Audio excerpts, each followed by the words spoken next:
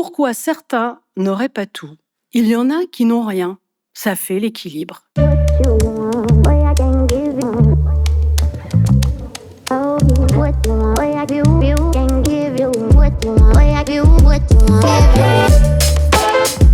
J'ai eu l'honneur d'être le parrain du prix Meiji 2025.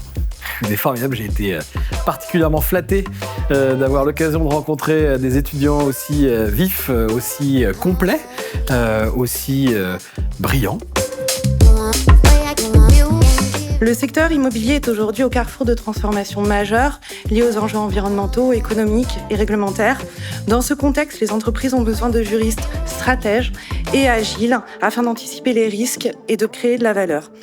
Le socle, moi, ça a toujours été mon partenariat avec mon juriste. C'est de ce lien entre le négociateur et le juriste que naît le contrat, qui est lui-même le moteur de la création de valeur de l'entreprise, de type d'entreprise dans lequel je travaille.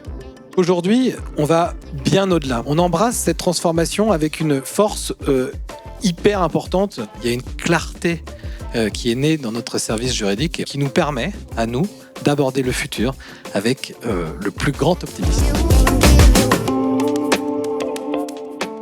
Un bon compromis laisse toujours tout le monde en colère. C'est la 14e édition du prix Meiji aujourd'hui et nous avons le plaisir d'avoir un certain nombre de nos anciens candidats et lauréats. Et pour nous, c'est un vrai signe de réussite.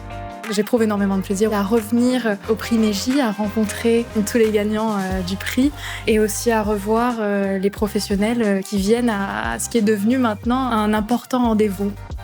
Qu'est-ce que ça m'a apporté? Ça m'a surtout permis de passer du milieu étudiant au milieu pro. Et puis ça m'a permis de faire des rencontres de gens aussi très sympas. On se retrouve régulièrement pour boire des verres. On aime tous les ans encore plus faire partie de ce projet. J'y ai pris beaucoup de plaisir à rencontrer les étudiants et même à lire les copies. Et j'étais assez impressionnée par ce qu'ils ont pu produire.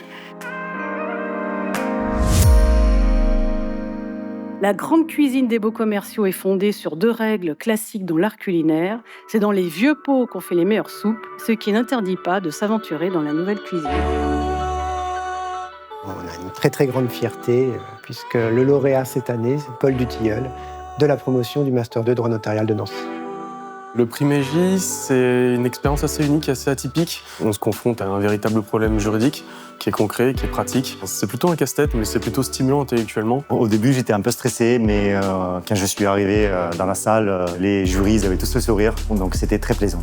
Pour moi, les qualités requises pour un bon candidat au prix Meiji, ce sont une capacité d'organiser rapidement et de manière synthétique ses connaissances, et après une personnalité assez ouverte, curieuse.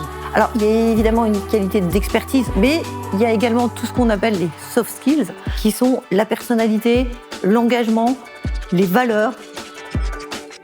Passer le prix Meiji, c'est aussi avoir l'assurance d'entamer une brillante carrière. Le prix Meiji, c'est un concours que je recommanderais à tous mes camarades. Ça nous permet de rencontrer beaucoup de personnes et c'est un moment qu'on n'oubliera pas. Faites-vous confiance et prenez goût du challenge qui vous attend.